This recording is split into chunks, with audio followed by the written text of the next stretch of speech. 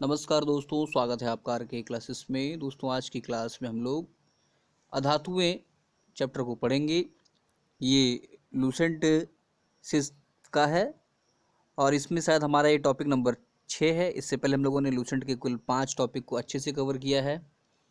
उम्मीद है आपने उन सभी को अच्छे से तैयार किया होगा और बिहार से संबंधित किसी भी एग्ज़ाम के लिए, चाहे बीपीएससी हो, बिहार सचिवालय हो, बिहार दरोगा हो, उसमें आप माने ना माने लूसेंट जो है ये वजन रखता है। इसलिए इसके हम लोग लाइन बाय लाइन जो प्रश्न बन सकते हैं उन सभी को प्रश्न के रूप में बना के कवर कर रहे हैं। यदि आप चैनल पर नए हैं तो चैनल को सब्सक्राइब करें, पास वाले बेल आइकन को दबाएं। वीडियो अच्छा लगता है तो इसे लाइक और शेयर जरूर करें। तो चलिए शुरू करते हैं। हमारा चैप्टर है अधातुएं। तो हमारा पहला प्रश्न है कि कितने अधातुएं तत्व हैं।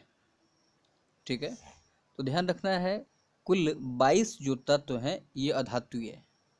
ठीक है, और इन 22 में भी आपको क्या ध्यान रखना है, 11 गैस है, 10 सॉलिड है और 1 लिक्विड है।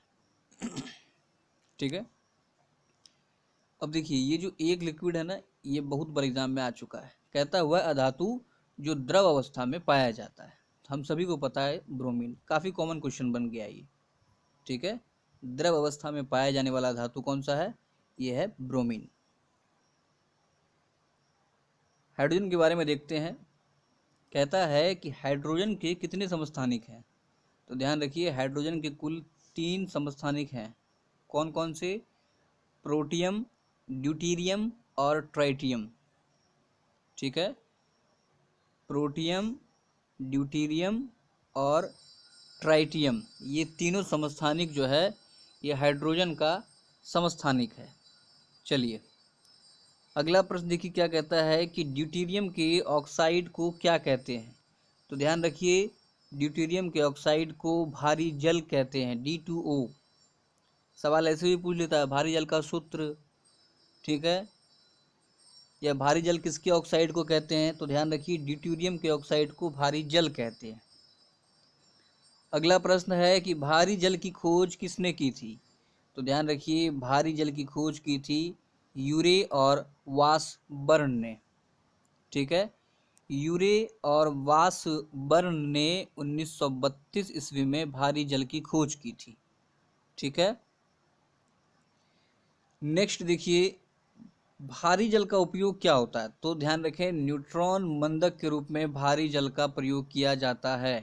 कई दफ़ा ये सब क्वेश्चन पूछा गया है कि न्यूट्रॉन के मंदक के रूप में किसका प्रयोग किया जाता है, तो भारी जल का। ठीक है, तो हम लोगों ने क्या देखा कि कुल 22 जो है अधात्विक तत्व है। ठीक है, जिसमें जो है आपका एक एक्सेप्शन में जो है था लिक्विड में, वो है ब्रोमीन। फिर हम लोगों ने देखा हाइड्रोजन के 3 समस्थानिक होते हैं, प्रोटियम, ड्यूटीरियम, ट्राइटियम। और ड्यूटीरियम के ऑक्साइड को ही भारी जल कहा जाता है। भारी जल की खोज की थी यूरे और वासबर्न ने 1932 में। और भारी जल का प्रयोग होता है न्यूट्रॉन के मंदक के रूप में। क्लियर है, चलिए आगे देखते हैं। क्वेश्चन नंबर 7 क्या कहता है कि वह जल जो साबुन के साथ आसानी से झाग देता है क्या कहलाता है। तो ध्यान रखिए ऐसा जल जो साबुन के साथ आसानी से झाग दे उसे मृदु जल कहते हैं। ठीक है, मृदु जल। जबकि वह जल जो साबुन के साथ कठिनाई से झाग देता है उसे कहते हैं कठोर जल। टफ लड़का है, टफ, सख्त है। ठीक है, साबुन के साथ कठिनाई से जो झाग देता है उसे क्या कहते हैं, कठोर जल। अब देखिए अगला जो क्वेश्चन है ये कई दफ़ा पूछा जा चुका है। कहता है कि जल की अस्थायी कठोरता, अस्थायी की बात हो रही है, जल की अस्थायी कठोरता, जल में जो अस्थायी कठोरता होती है ये किसके कारण होता है। तो ध्यान रखिए कैल्शियम और मैग्नीशियम की बाई कार्बोनेट। ठीक है, जब जल में कैल्शियम और मैग्नीशियम के बाई कार्बोनेट घुले रहते हैं तो जल में अस्थायी कठोरता होती है। ठीक है, याद रखना है कि अस्थाई में बाई कार्बोनेट रहता है, अस्थाई भी कई दफ़ा पूछा जा चुका है, तो कंफ्यूज ना करें। जल में अस्थायी कठोरता का कारण क्या है, कैल्शियम और मैग्नीशियम के बाई कार्बोनेट के घुले रहने के कारण। अब ये जो है जल की अस्थायी कठोरता को दूर कैसे करते हैं? तो ध्यान रखिए, जल की अस्थायी कठोरता को दूर करने के लिए उसमें बुझा हुआ चूना मिलाया जाता है। इंपॉर्टेंट क्वेश्चन है कि किस प्रकार जल की अस्थायी कठोरता को दूर किया जा सकता है? तो ध्यान रखें, बुझा हुआ चूना मिलाकर। अस्थायी जैसे आया तो आपको क्या रखना है? कैल्शियम मैग्नीशियम का बाइकार्बोनेट। बाइकार्बोनेट। अब कहता है कि जल की अस्थायी कठोरता का क्या कारण है? तो इसमें है कैल्शियम और मैग्नीशियम के सल्फेट क्लोराइड घुले रहने के कारण। उसमें था अस्थायी में था बाई, इसमें है सल्फेट और क्लोराइड घुले रहने के कारण। बाकी सेम है, कैल्शियम और मैग्नीशियम। अस्थायी में कैल्शियम मैग्नीशियम के बाइकार्बोनेट और अस्थायी में कैल्शियम मैग्नीशियम के सल्फेट या क्लोराइड घुले रहने के कारण। अब इसमें कहता है कि किसको मिलाकर उबालने पर अस्थायी एवं अस्थायी कठोरता को दूर किया जा सकता है?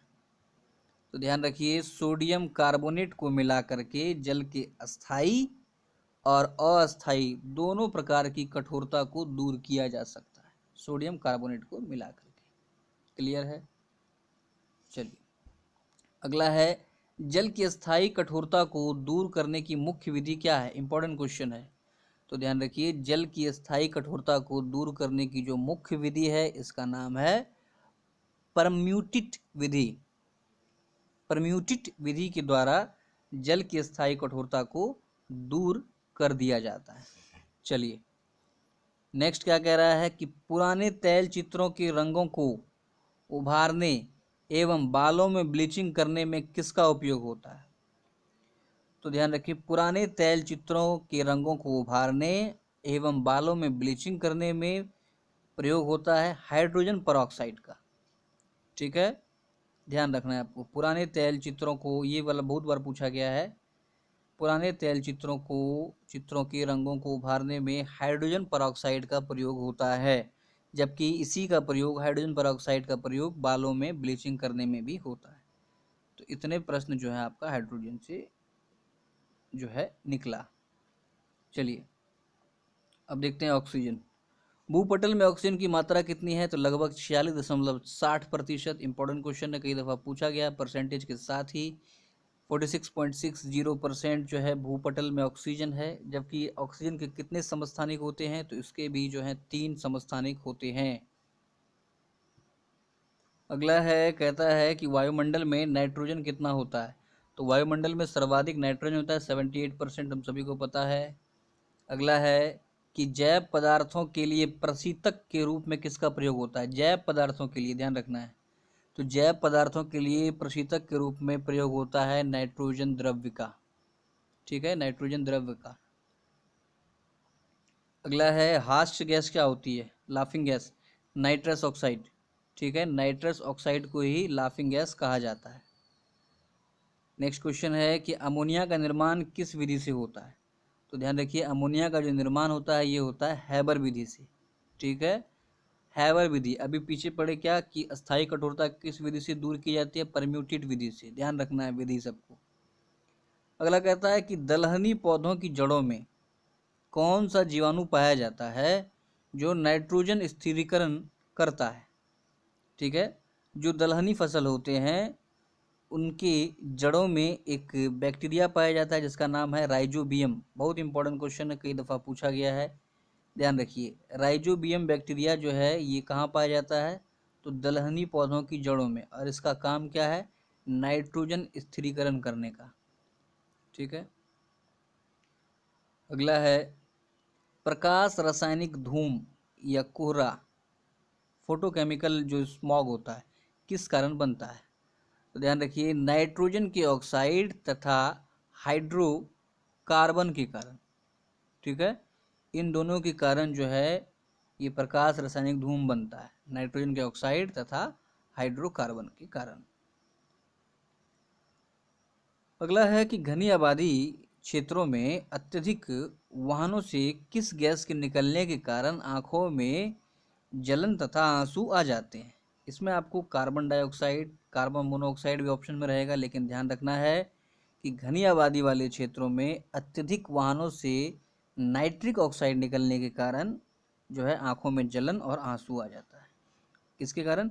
नाइट्रिक ऑक्साइड के कारण, ध्यान में रखना है। चलिए अगला कहता है कि कौन सा तत्व जो है वनस्पति तथा प्राणी हेतु आवश्यक अवयव है। बहुत इंपॉर्टेंट क्वेश्चन है, तो ध्यान रखिए। फास्फोरस एक ऐसा तत्व है जो वनस्पति तथा प्राणी दोनों के लिए एक आवश्यक तत्व है, अवयव है। नेक्स्ट कहता है कि युद्ध के समय धुएं का पर्दा बनाने के लिए किसका प्रयोग होता है? तो युद्ध के समय धुएं का पर्दा बनाने के लिए फास्फिन का प्रयोग होता है, ठीक है, फास्फिन। नेक्स्ट है हैलोजन में किस वर्ग के तत्वों को हैलोजन कहा जाता है? तो हैलोजन के जो तत्व होते हैं उनको हैलोजन कहा जाता है, सभी तत्वों को। हैलोजन में सर्वाधिक अभिक्रियाशील तत्व होता है क्या? तो हैलोजन में सबसे अधिक जो सर्वाधिक अभिक्रियाशील होता है वो होता है फ्लोरीन, ठीक है। नेक्स्ट है तरल अवस्था में पाए जाने वाला धातु, माफ करें अधातु, तो ये है ब्रोमीन, ठीक है। फिर कहता है कि सीसाकृत पेट्रोल में क्या मिलाया जाता है? तो सीसाकृत पेट्रोल में मिलाया जाता है एथिलीन ब्रोमाइड। एथिलीन ब्रोमाइड किस में मिलाया जाता है? सीसाकृत पेट्रोल में। नेक्स्ट है फोटोग्राफी में किसका प्रयोग होता है? सिल्वर ब्रोमाइड का, AgBr। काफ़ी कॉमन क्वेश्चन है, सिल्वर ब्रोमाइड का प्रयोग किस में होता है? फोटोग्राफी में, ठीक है। अगला है कि कार्बोरेंडम किसे कहते हैं? ये भी पूछा गया आपका BPSC में। तो सिलिकॉन कार्बाइड को कार्बोरेंडम कहते हैं, ठीक है। किसे? सिलिकॉन कार्बाइड को क्या कहते हैं? कार्बोरेंडम। अगला देखिए कहता है कि कार्बन मोनोऑक्साइड किसे प्रभावित करता है? तो ये क्वेश्चन हम लोगों ने टेस्ट में भी लगाया था, जो BPSC का फुल टेस्ट हुआ था। तो कार्बन मोनोऑक्साइड क्या प्रभावित करता है? तो हमारे रक्त में ऑक्सीजन के प्रवाह को कार्बन मोनोऑक्साइड क्या करता है? प्रभावित करता है। क्यों? हीमोग्लोबिन के साथ मिलकर कार्बोक्सी हीमोग्लोबिन बना लेता है, ठीक है, ध्यान रखना है। नेक्स्ट कहता है कि कार्बन मोनोऑक्साइड की विषैली प्रकृति को कौन सा अम्ल समाप्त कर देता है? तो कार्बोलिक अम्ल जो है इसकी विषैली प्रकृति को समाप्त कर देता है। नेक्स्ट क्वेश्चन देखिए, कई बार पूछा गया, कहता है क्वार्ट्ज किससे बनता है? तो कैल्शियम सिलिकेट, कैल्शियम सिलिकेट से क्वार्ट्ज बनता है, ध्यान रखना है। कई दफ़ा ये को पूछा जा चुका है, कैल्शियम सिलिकेट है तो डैश से याद रखिए क्वार्ट्ज। कृत्रिम सांस के लिए किसका प्रयोग होता है? ठीक है, तो ऑक्सीजन एवं हीलियम के मिश्रण का, ठीक है, ऑक्सीजन एवं हीलियम के मिश्रण का प्रयोग होता है कृत्रिम सांस में। नेक्स्ट है कि ग्लोबल वार्मिंग के लिए उत्तरदायी गैस कौन सी है? कॉमन क्वेश्चन है, कार्बन डाइऑक्साइड। अगला है कि डबल रोटी को स्पंजी बनाने में किस गैस का प्रयोग होता है? तो डबल रोटी को स्पंजी बनाने में प्रयोग होता है कार्बन डाइऑक्साइड। नेक्स्ट है कि मृदु पेय पदार्थ सोडा वाटर में कौन सा गैस होता है? तो ध्यान रखिए, मृदु पेय पदार्थ सोडा वाटर इन सभी में जो है कार्बन डाइऑक्साइड गैस होता है, और इसी का प्रयोग, कार्बन डाइऑक्साइड का ही प्रयोग जो है डबल रोटी को स्पंजी बनाने में भी किया जाता है। नेक्स्ट क्वेश्चन काफ़ी कॉमन है, कई दफ़ा पूछा गया, कहता है कौन सा गैस चांदी की सतह को काला कर देता है? तो ओजोन गैस जो है चांदी की सतह को काला कर देता है। नेक्स्ट क्वेश्चन है, कहता है कि कौन स्वयं जलता है लेकिन जलने में सहायक नहीं होता? तो ध्यान रखें, हाइड्रोजन सल्फाइड। हाइड्रोजन सल्फाइड जो है ये स्वयं जलता है लेकिन जलने में सहायक नहीं होता। अगला क्वेश्चन ये भी कई बार पूछा गया है, कहता है किस कारण पीतल का रंग हवा में फीका पड़ जाता है? तो ध्यान रखिए, पीतल का जो रंग है ये हवा में फीका पड़ता है हाइड्रोजन सल्फाइड के कारण, ठीक है। नेक्स्ट क्वेश्चन देखिए क्या कहता है कि सीसा संचायक बैटरी में कौन सा अम्ल होता है? तो सीसा संचायक बैटरी में सल्फ्यूरिक अम्ल H2SO4 रहता है। नेक्स्ट है कि अक्रिय गैसों की खोज किसने की थी? तो रैमजे ने, ठीक है, रैमजे के द्वारा अक्रिय गैस की खोज की गई थी। नेक्स्ट क्वेश्चन है कि अक्रिय गैस किस वर्ग में आती है? तो शून्य वर्ग में, ठीक है, किस वर्ग में? शून्य वर्ग में। अगला है कि हीलियम की खोज किसने की थी? तो ध्यान रखें, हीलियम की खोज की थी फ्रैंकलैंड और लोकेयर ने। ठीक है, फ्रैंकलैंड और लोकेयर ने हीलियम की खोज की थी। नेक्स्ट देखिए, कहता है कि गोताखोरों के सिलेंडर में कौन सा गैस भरा होता है? तो गोताखोरों के सिलेंडर में या कृत्रिम सांस में हीलियम एवं ऑक्सीजन गैस भरा होता है। ठीक है, अगला क्वेश्चन कई दफा पूछा गया है रेलवे में, कहता है वायुयान के टायरों में कौन सी गैस होती है? तो ध्यान रखिए, वायुयान के टायरों में हीलियम गैस होती है। नेक्स्ट कहता है कि विसर्जन लैंपों व ट्यूबों तथा प्रतिदीप्त बल्बों में कौन सा गैस का प्रयोग होता है? तो ध्यान रखिए, विसर्जन लैंप, ट्यूब तथा प्रतिदीप्त बल्बों में जो गैस प्रयोग होता है ये है नियोन का। ठीक है, नियोन गैस का प्रयोग किया जाता है। अगला है कि कहता है कि कौन सा अक्रिय गैस वायुमंडल में सर्वाधिक मात्रा में पाया जाता है? काफी कंफ्यूजिंग क्वेश्चन होता है, ये कई दफा पूछा जा चुका है। तो वायुमंडल में सबसे ज्यादा पाया जाने वाला जो अक्रिय गैस है ये है आर्गन। ठीक है, अगला है बिजली के बल्ब में कौन सा गैस भरा जाता है? तो बल्ब में भी जो है आर्गन भरा जाता है। सर्वाधिक यौगिक बनाने वाला सक्रिय अक्रिय गैस कौन सा है? ध्यान रखें, तो सर्वाधिक यौगिक बनाने वाला अक्रिय गैस ये है जेनॉन। ठीक है, और जेनॉन को ही स्ट्रेंजर गैस भी कहते हैं। इंपॉर्टेंट है, किस अक्रिय गैस को, किस गैस को स्ट्रेंजर गैस कहते हैं? जेनॉन को। और कहता है कि कौन सा अक्रिय गैस वायुमंडल में नहीं पाया जाता? तो ध्यान रखिए, रेडॉन। रेडॉन एक ऐसा अक्रिय गैस है जो कहता है कि वायुमंडल में नहीं पाया जाता। तो अधातु चैप्टर से 56 क्वेश्चन हम लोगों ने निकाले हैं। उम्मीद है आपको सारे प्रश्न जो है अच्छे से याद हो गए होंगे, नहीं हुआ है तो उसे आप लिख लीजिए, रिवाइज करिए। धन्यवाद।